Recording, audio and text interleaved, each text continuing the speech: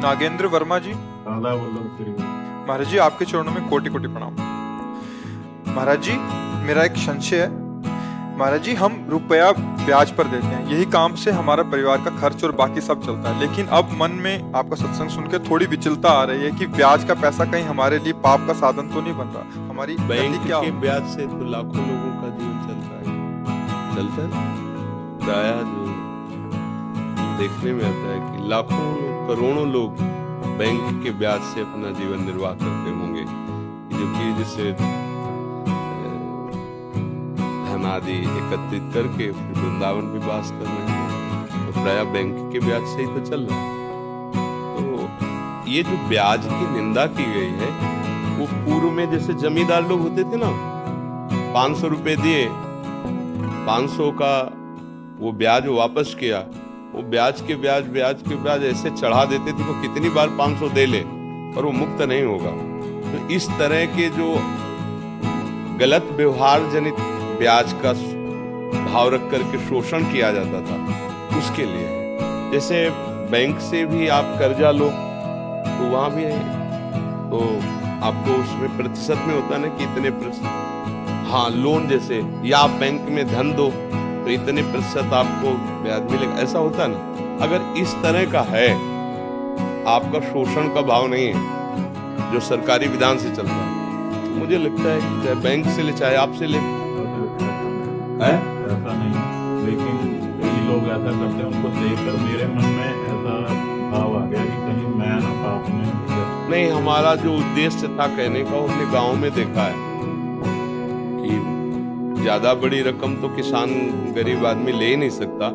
2000 4000, अभी की बात नहीं, पहले की कह रहा हूँ, 2000 4000, तो उस समय जैसे था वो 100 रुपए में 10 रुपए ब्याज लगाते थे, महीने में 100 रुपए में 10 रुपए।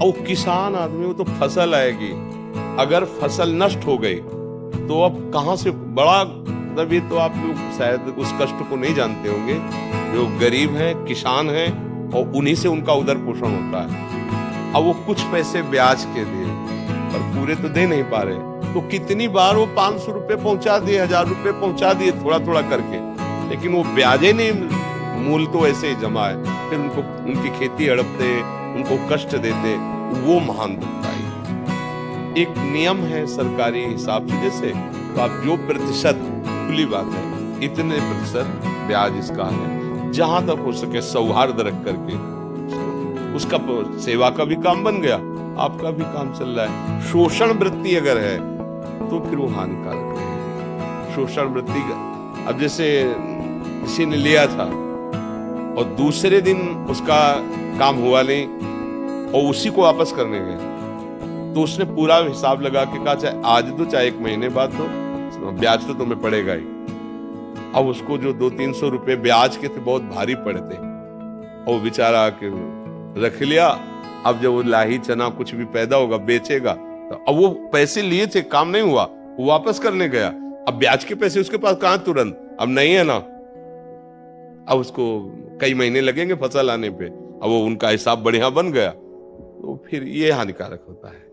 अब तुरंत जैसे समझ में आ रहा है ना कि गांव का है, हमारे अमुक आदमी है, और उसका जिस काम के लिए था नहीं हुआ, वो वापस कर रहा है, तो इस पे फिर लोभ नहीं करना चाहिए। हाँ ठीक है, कोई बात नहीं, महीना 2 महीना हो गया तो फिर उसका ब्याज उचित ले लीजिए। अगर कोई ऐसा लगता है कि ब्याज नहीं दे पा रहा है, तो भाई थोड़े दिन के लिए आप हमारा मूल वापस कर दो, हम क्षमा करते हैं ब्याज, ऐसा भी व्यवहार कर लेना चाहिए। तो उससे भगवान देख रहे हैं ना, उससे मंगल, शोषण वृत्ति का निषेध किया गया है।